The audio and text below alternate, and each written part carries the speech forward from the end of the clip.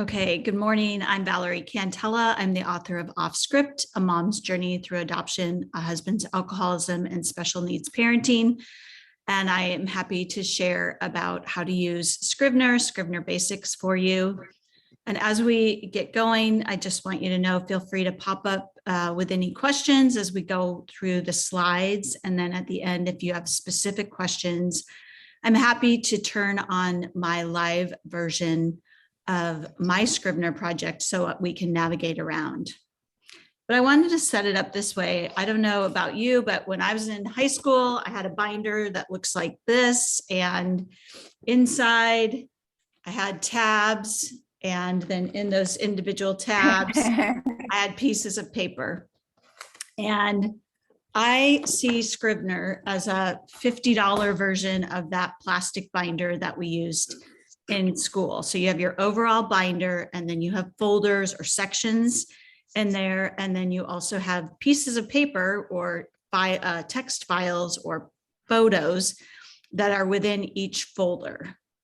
So I am going to go ahead and share my presentation screen.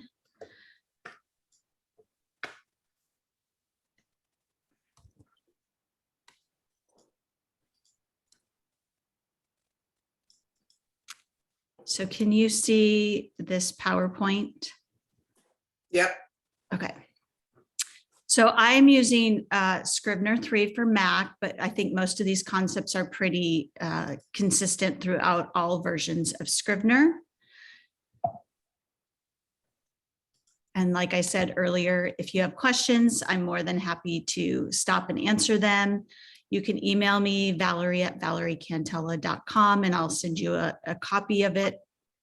And then at the end, we can go through and look at my live version of my Scrivener project. So this is what, if you haven't been in Scrivener before, this is what a live version looks like. There are 3 sections. So over on the left-hand side, you have the binder view, which is kind of that overall version of all of the files and folders within. And then you have this large middle section, which is where you're composing your composition screen. And then over on the right-hand side, you have the inspector. And I'm going to talk through each of those sections. So this is the binder view, and this has it as chapters. That's how I set it up. But they can also be called sections or folders or parts. And then if you go down to the second arrow, the second blue arrow, you'll see chapter 21 has different scenes or text files. And those are like those pieces of paper within your binder. So I have 3 text files within there. And this is what the toolbar looks like at the top of the screen. So it's similar in design to Microsoft Word in that you would have a toolbar at the top to help you navigate through. And I'm just going to work through it from left to right. So on the left, you have the view mode, which allows you to hide the binder, show collections, which I've actually not used collections. I'm not sure what that feature is, but you can hide the format bar, show the ruler, show the page view, and have different layouts. And then you also, if you hover over this gray box where it says nonfiction format, it will give you cool project statistics like word count, and there are other rollover options. So as we go through, we are next on the search function. And I love the search in project and search in document function because sometimes words are spelled differently and you want to make sure that you're spelling them consistently throughout the document. So you can either search in just that specific text file, or you can search your whole project. You can see how many times you would use a word and then decide if you wanted to replace it. You can find even things by the formatting.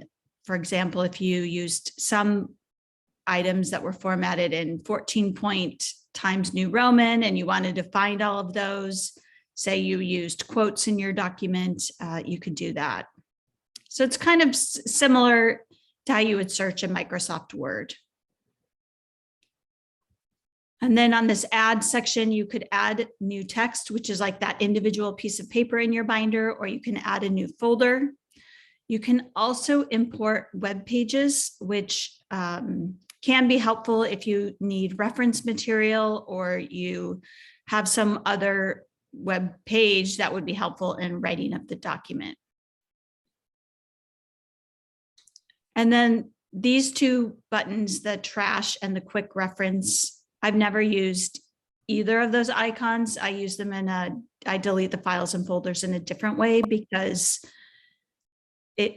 when I tested it, it felt a little bit scary because I wasn't exactly sure, what I was deleting. So I just wanted to check and make sure that I didn't have anyone in the waiting room. So when I am showing it this way, are you seeing the PowerPoint as one slide? Or are you seeing a PowerPoint with slides on the side? Slides on the side. Yeah, okay. I didn't know how, there we go. So you just want to be careful that you know what you're deleting. And so you don't have to use the icons this way, but like Microsoft Word, Scrivener offers a number of options throughout the program to get to different functions in multiple ways. So there's a way to insert an image from a file. You can also insert an image that's linked to a file, add a footnote, comment, link, or table. So, excuse me, when I was submitting my Hay House proposal, I inserted my my photo with my bio. And so that's where I would do it here on the screen. It's pretty straightforward and simple. And then if you go past this big middle section over to this view mode where this square is, it'll show you three different options. And I'll dive into this in just a minute. But you'll want to get familiar with these views after you've started writing, unless you want to set up an outline. Does that make sense? It will make sense in a moment. So these are the view modes. And so it's basically different ways to look at your content. So on the left, the two pieces of paper are the compose mode or the composition mode. The middle icon is the corkboard, and the third is the outliner. Oh, so this is just a reminder that you were here at the beginning, but if you want a copy of the presentation, you can email me, Valerie@valeriecantella.com. And then if you find this helpful, it's always wonderful to have authors supporting other authors. And you can support my book by purchasing it at tinyurl.com/buy-off-script. So this is what the composition mode looks like when you're in the binder. So in that, on the left-hand side, you'll see at the point that I did this screenshot, my manuscript was called Dollhouse. And you can see the foreword, the prologue, and all of the chapters that I have below. And so this shows me composition mode, but it also shows me the overall binder. And then on the right side is what's called the inspector. And we'll talk about that in a minute. Sorry, Valerie, are you in the, I wasn't paying attention, I guess. Are you in the right-hand side of the toolbar? Like, is that where you are right now? So this is just in the overall manuscripts. So if you clicked on, so if like I clicked on Dollhouse, this is what I would see in the overall manuscript. Okay, this has nothing to do with that right-hand side of the toolbar you're talking about? Yeah, we're going to get there in just a minute. Okay.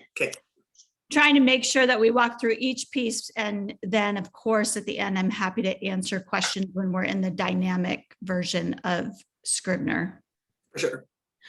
So this is the corkboard mode. So if you want to look at your content differently, they have this option where you can see these as almost individual index cards tagged to a corkboard. So you'll see in the middle, it says forward, and there's some text there, and the prologue that says, "Oh God," and then chapter 1, growing up good. So this is a way to look at your whole manuscript in a summary type of version. And you'll see I did not fill out these cards very much because by the time I got to using Scrivener, I had already gotten past the place where I would be taking notes or making note cards, but this could be useful if you wanted to outline in Scrivener. And then this third version is actually called outline mode. And if you see up here in the top right corner, it's the blue lines that look like an outline.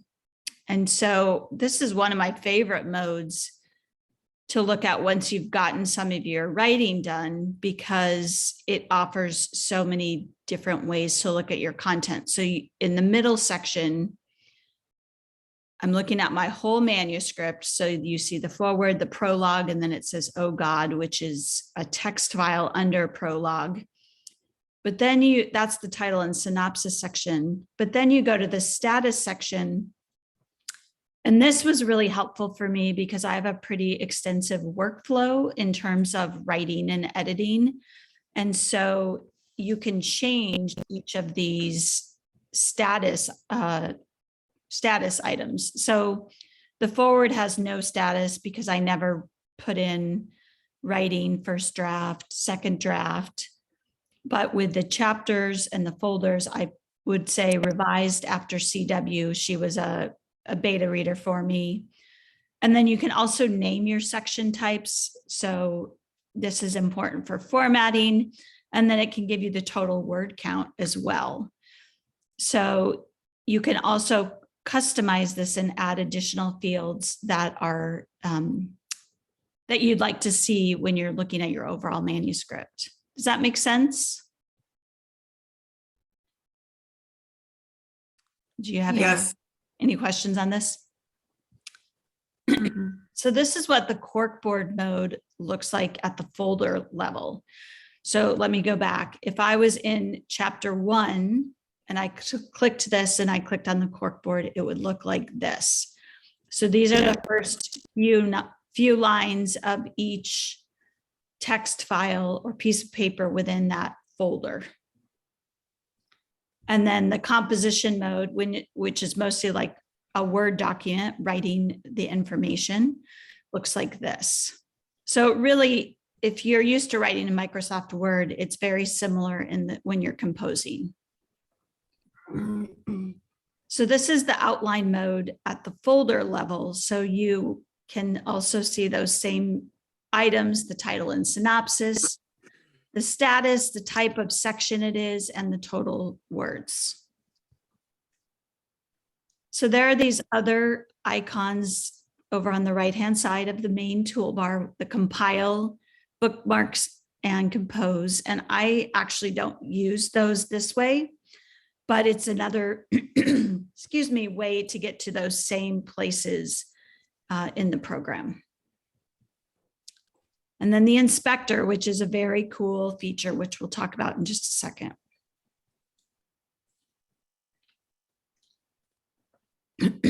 So the inspector has 5 different icons: the synopsis, excuse me, the bookmarks, labels, snapshot, and notes.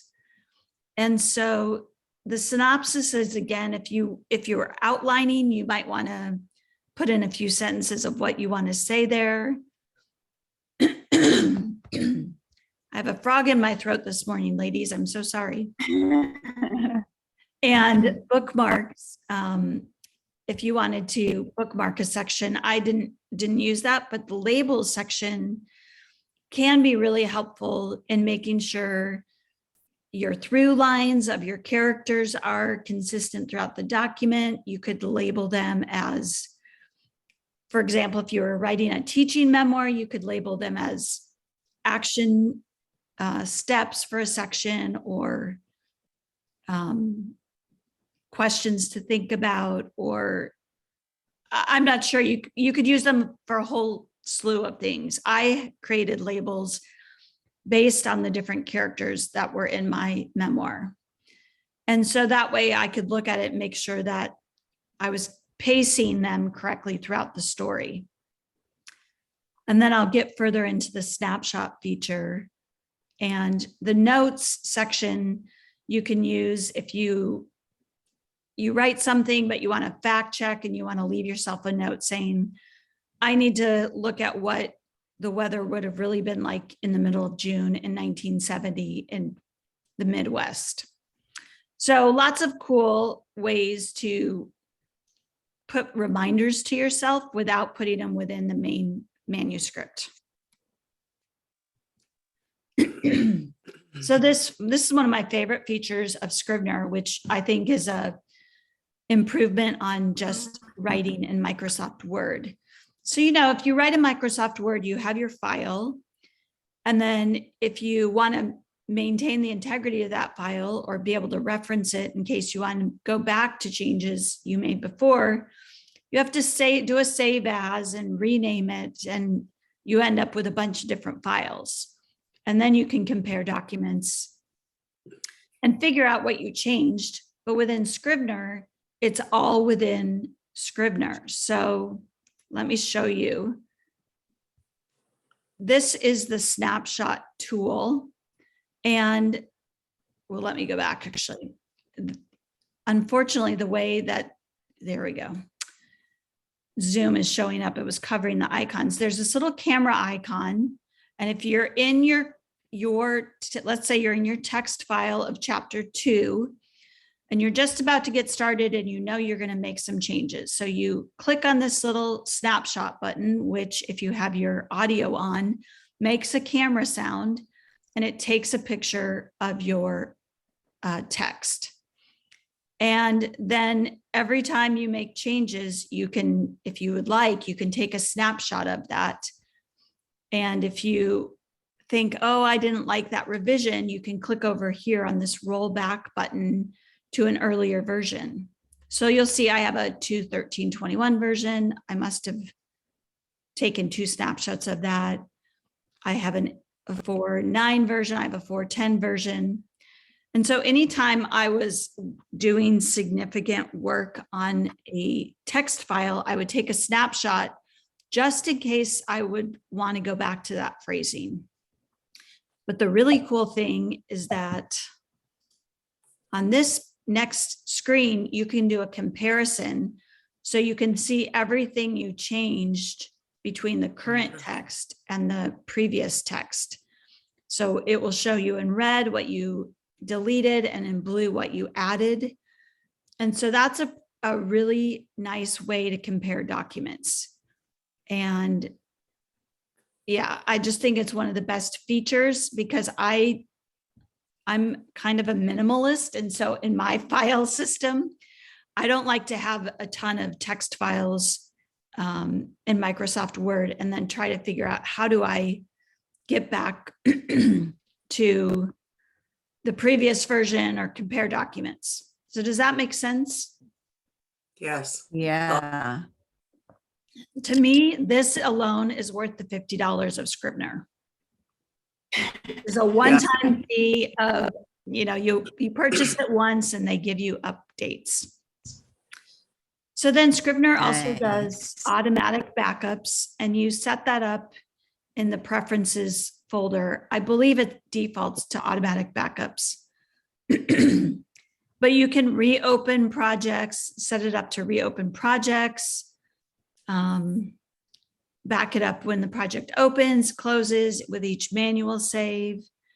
I have it set up to keep my 5 most recent backups. And that's been really helpful. I've thankfully, fingers crossed, never had to retrieve a backup. But as writers, we know that our work is really valuable and to lose it all would be devastating. So I do automatic backups, and then I also do manual backups, and you can select all sorts of options for how you back it up. So in your main menu, you go to export files, and then you decide what type of file you want to export, like a rich text file, a Microsoft Word, a web page, plain text. I always exported them in Microsoft Word. because I felt like it would be the easiest to get back up and running if for some reason I lost my Scrivener file, got corrupted, or something happened. And I would email myself the Word document to a separate email. So I had the file electronically in the cloud. I would upload it to Dropbox. And I would also, I'm trying to remember, I think I also put it in my Google Drive, but to have multiple versions of your backup. And I usually would do that once a month. And like I said, thankfully, I haven't had the problem of needing it, but I'd rather have it. So one of the questions that people on the Hay House group have been asking is, why would I use Scrivener over Microsoft Word when I have to export my file to Microsoft Word anyway? And the reason I do it is for the organization part of it. But I believe that Scrivener was created to be able to actually export your files, and they call it compile your files so that you could actually print from your Scrivener files. So compile is at the very bottom of the menu. And this is what kinds of options you get. So over on the left-hand side, it gives you information about how you could format those project files as a nonfiction manuscript with different fonts, an outline, a manuscript, a paperback version, a proof copy script, or screenplay, or vellum, which is a layout tool, I believe. And then you can format every single part of your manuscript, your heading, your sections, your footnotes, if you have them, your title page. I would say this is the advanced part of Scrivener that I'm not an expert in. I have compiled my files multiple times to print versions of my book when I was editing it, but I always exported it to Microsoft Word or a PDF. And then I would take it to the print shop in town and have them print it for me, bind it, and then I'd hard copy edit from there. So I want to pause and see if you have any questions. It has the ability to export to an EPUB file and a Kindle book. So I think if you wanted to, you could export it there and then have it almost virtually ready to upload to Amazon or whatever online book seller you were using. So if I have yeah, go ahead. Sorry.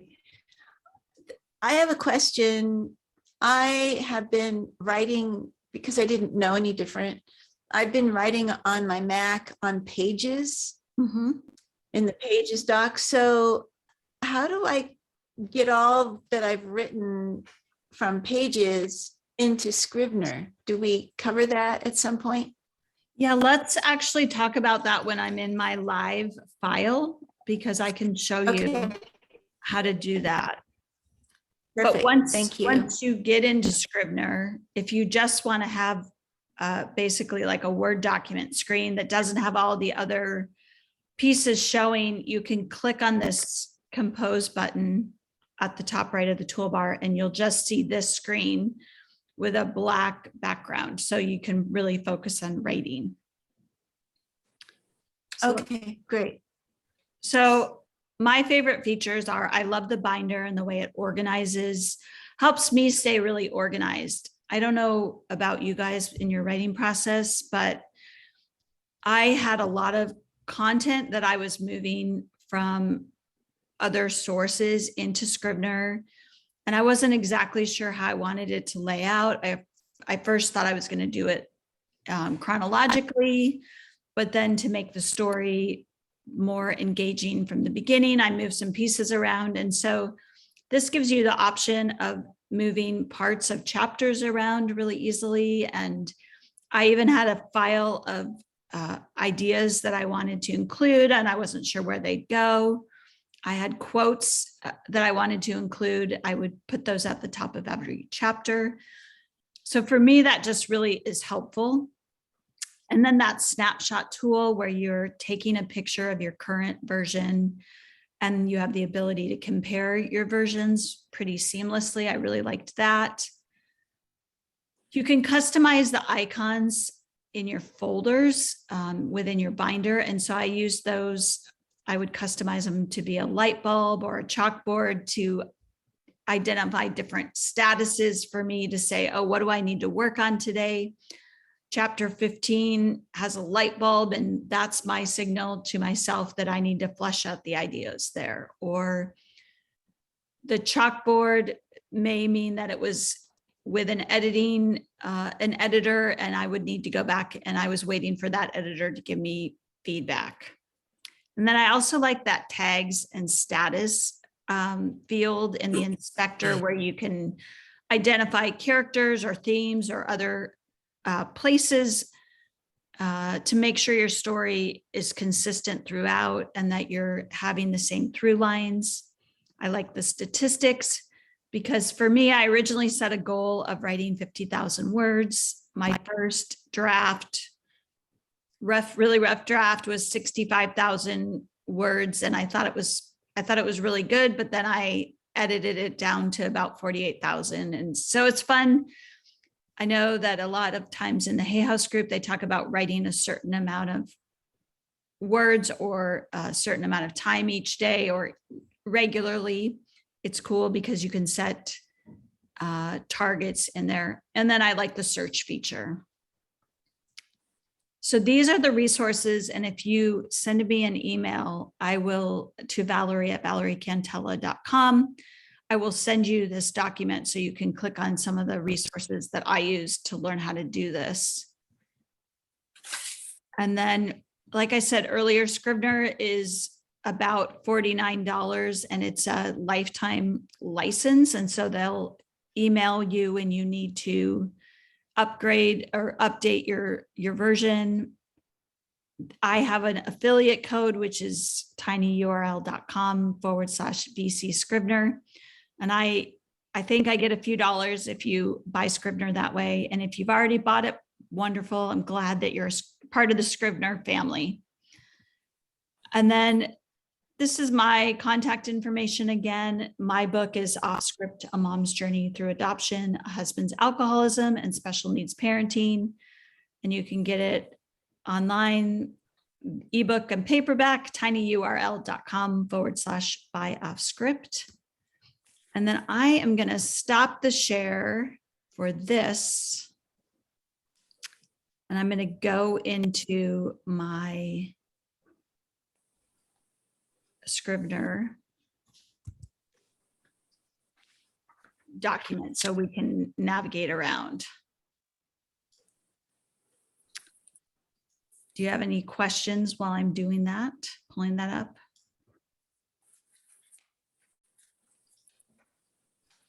Or are you completely overwhelmed? Yeah, that one.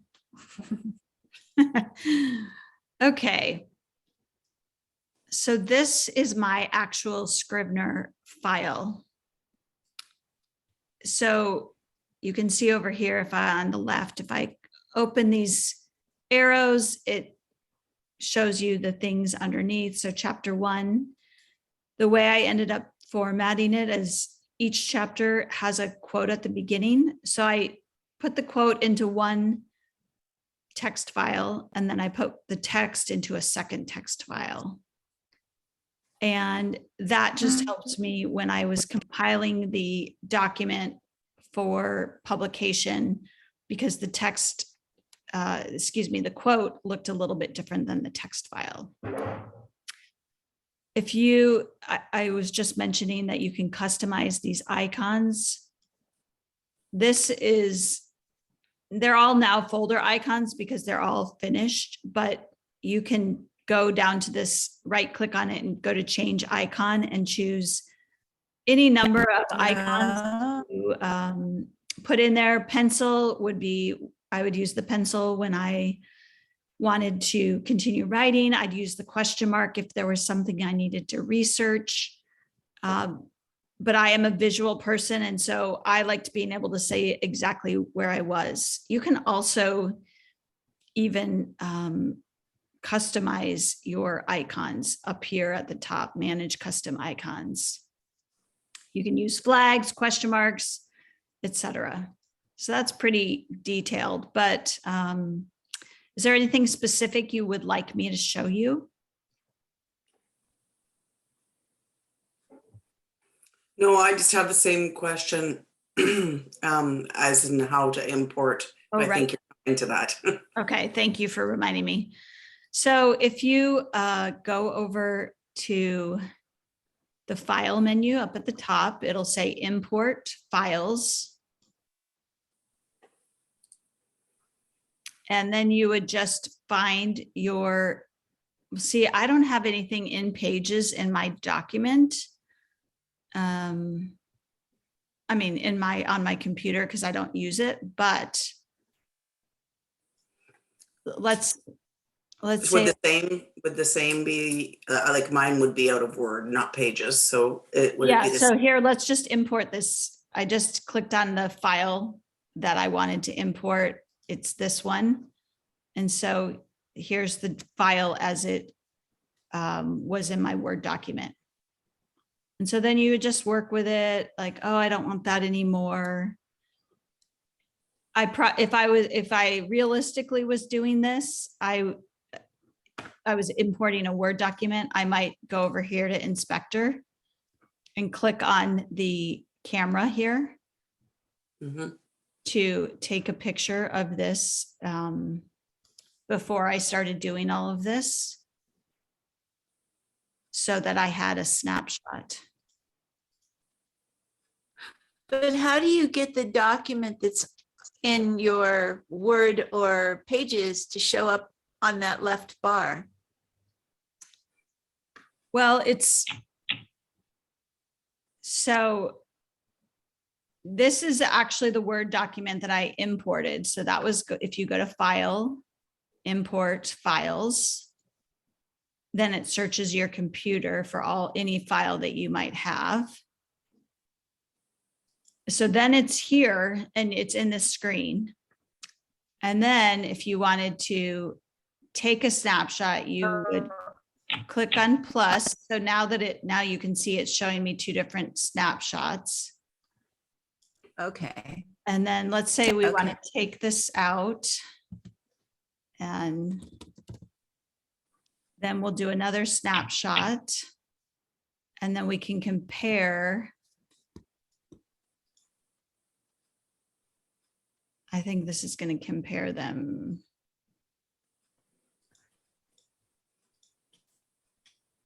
There's a way, and I'm not very proficient at it, to do it where you can compare things side by side, or you can compare them top to bottom.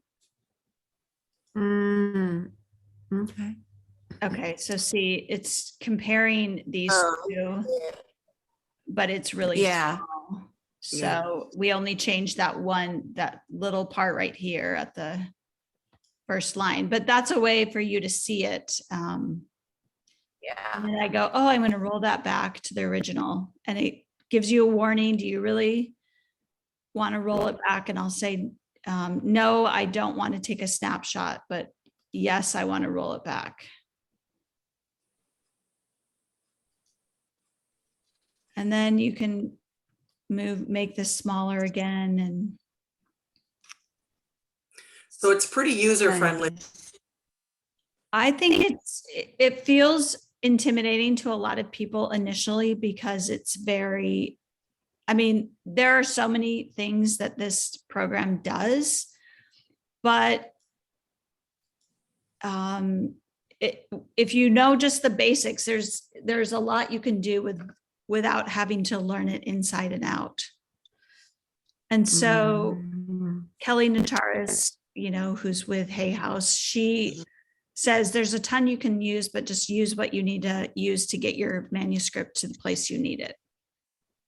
So the other thing I wanted to show you is the Scrivener, the default templates come with this setup, at least the one I used, where you have different sections. So I have the whole manuscript. Let's just close that. And then you have the front matter, which actually I have a praise for page, which actually I didn't use. It was kind of those quotes that I ended up putting on the back. My title page, but then I had my copyright page, and all that formatted, and then my dedication. And it's funny to look at this because this is actually not what I did at the end. But then you have the back matter, which is, I did my acknowledgements, my endnotes, which were my reference material. I added in resources for people that, were challenged with mental health concerns and had a loved one that was an alcoholic or addict, and people that were in need of therapeutic schools for their child. And then I had my bio. So this is where you put all that other information, but you also have this research option. And I threw up lots of information in here. I put in miscellaneous paragraphs that I'd written that I liked. I created a timeline, just trying to make sure that the book was sorting out the way I thought. And this was really, for me, I put in some photos. It's a really good way. It's almost like you're creating a scrapbook of information to help you as you're going through the process. And then you can see my trash. I had a lot. I kept it because it just felt scary to empty the trash before I was really sure I was done. Mhm. So these were all a lot of text files that I ended up deleting. Notes, you can see like this chapter 21, I had a star. Anyway, lots of different ways to look at the information. And let's see, these are the different view modes that they call them scrivenings, but it's really a composition screen. And then they have the note card or corkboard screen. And then this is the outliner screen. And this status, actually, I did want to show this to you. I had an extensive editing process. And so I added in all these steps to show where I was. And if you wanted to do that, all you have to do is click on edit and you add in everything that you want here. So from a workflow process, that's super helpful. And then for formatting, you can customize the different sections, a chapter heading, so that when you export it or you compile it, it tells the program what to do, how to format that material. And again, you get to edit, you can customize all of this here. And you can customize the labels. There's just all sorts of things you can do, but you don't have to do it either. So it comes with the standard stuff, and then you can customize it to suit your needs. Yeah, so they have a preferences, and this screen gives you the opportunity to edit the appearance of pretty much everything. Like this green and cream gray kind of template is a free template that I downloaded for a 30 chapter book. And I included, it's in the resource guide that I'll send you guys. I included the link to it, but it had everything set up for me because I happen to like this look layout, but you can also go in and customize it in each of these different places. And you can set up your corrections. You can set up your backups here. You can show how you want to format your formatting, revisions. This is cool if you want to use it. It's kind of like when you do track changes in Microsoft Word. There's a way to go in and indicate that you're doing a first revision of something, a second revision, a third, a fourth, a fifth, and your document will show the different colors to say, oh, I revised that in the first revision. This is the second. I started doing that. It was hard because then you end up with a bunch of different colors on your composition screen. And to me, that was just too visually cluttered. But you could even assign a color to your editor. And so you could see what suggestions they made and whether you want to accept them or not. So that's pretty cool. Let's see. There are default themes, and then you can import themes. So I imported a theme, but you can do, change. This is the default look. And yeah, you can do a dark system, which that doesn't work for me, but for some people that works better. So lots of different ways to make it work for you. So have I totally confused you, or? No, it sounds like a great program.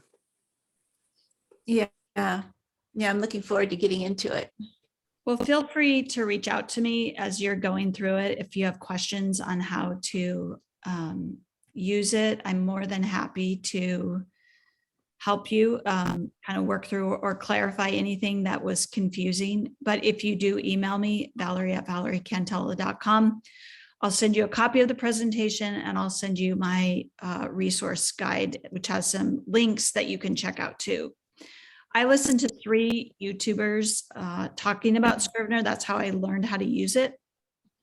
They're each about 20 minutes. And I guess I must be somewhat of an audio learner, because it was really great to listen to them talking about how to use it. And then I just dug in and figured out some other things for myself. So I did put in a few links to things that I talked about today that will help you investigate those topics further. But Literature and Latte, who's the company that offers Scrivener, they also have a good resource guide if you get in there too. So I haven't bought it yet, but you can get it through this link you gave us, this tiny URL /VC Scrivener. yes. Yeah. Okay. And it's the same price. They don't give me a discount, and I think I get like $1, but I appreciate, the support. And so it doesn't make a difference that I'm from Canada. Like I can still get it, and it's. Yeah. Okay. I have a friend from my writing group, from the Hay House group in Scotland, and one in Canada, and they both been able to purchase it, no problem. So. Would you mind providing your email address one more time? Sure. It's Valerie, Valerie, at Valerie Cantella, CANTELLA.com. Oh, great. Thank you. So thank you so much. You're welcome. I will process this and put it on YouTube and share it back with the group, because I noticed that the one that I did last year has had over 200 views. I think people it's helpful to talk through Scrivener a little bit. It feels less intimidating and confusing. So I will send that link to you as well once it's up and processed. Sorry, I think you covered this. I just had one more question, Valerie. Sure.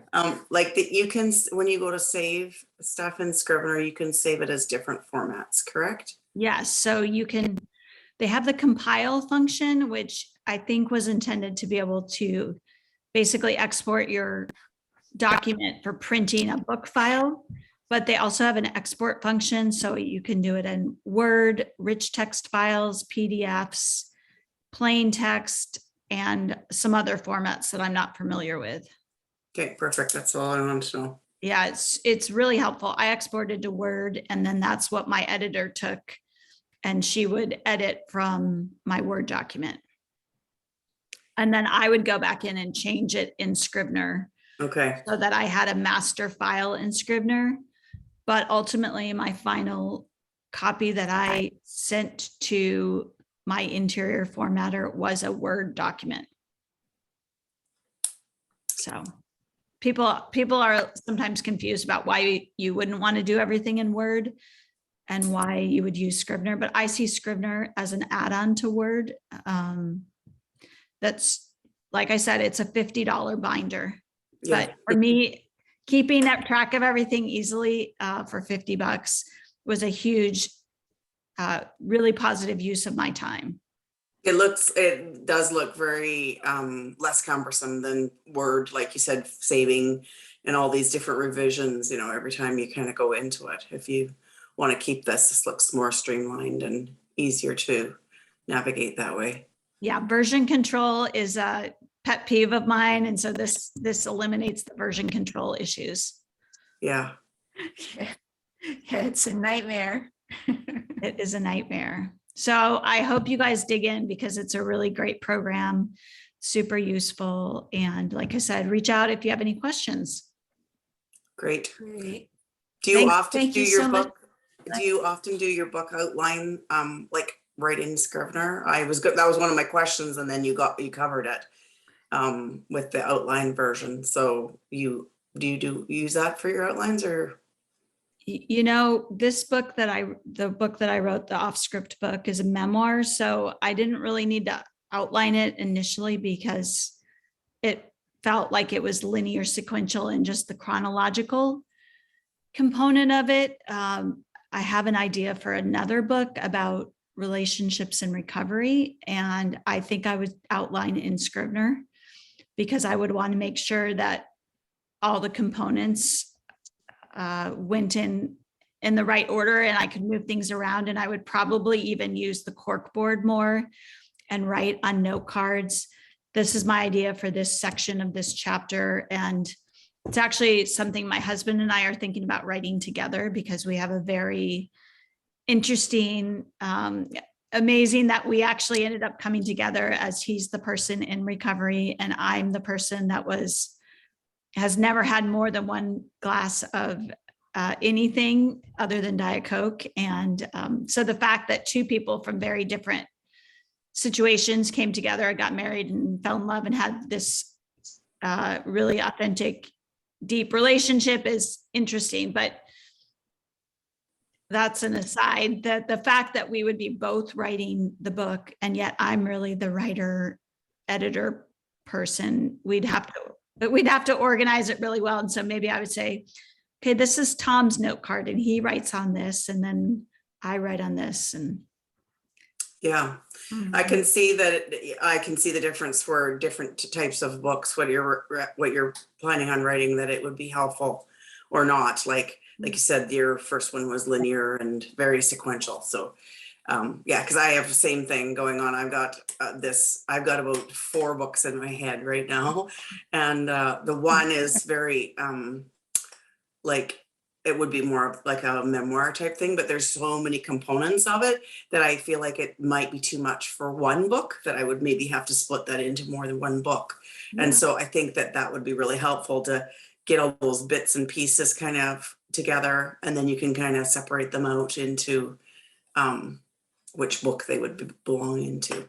well, and that's the cool thing with Scrivener is you can have multiple Scrivener projects. And so each of those books would be a different project. And you can, I don't know what it's called specifically in Scrivener, but basically you can share files between your projects. Oh, so awesome. If you cool. said, oh, that really goes in book 2, or this goes in the other book, because when I first sent my manuscript to my editor, she said, you could write 4 books from this, one on the adoption, one on the special needs, one on the perfectionism, and one on the effects of alcoholism in your life. And I'm like, I have one memoir in me and this is it. And, but each of those themes could be pulled out into a different book. And so tracking them, that they were all moving forward at the same type of pace. And, yeah, there's just so many ways you can outline and use Scrivener. And there are a few pieces that I kept out that I took out of the book that I really liked. So they're still in my Scrivener file, kind of as a placeholder for, is this a future anything? So, Right. yeah, so this is a good day. It's Saturday. Well, you're in Canada, so you're still in the time zone, and I'm not sure, Theodora, where you are, but it's a good day on a Saturday to dig into this and play around and check out those 3 YouTube links of other people that talk about it, because some of us, you know, we all learn differently and they may be helpful too. And, or go back in a week after you've gotten in a little bit and see how it works. And Yeah. it's That awesome. sounds great. Thank you so much for your time. You're welcome. Have a good day, you guys. Nice to meet you. Thank you. Bye. Very nice meeting you. Good luck. Thank you. You too.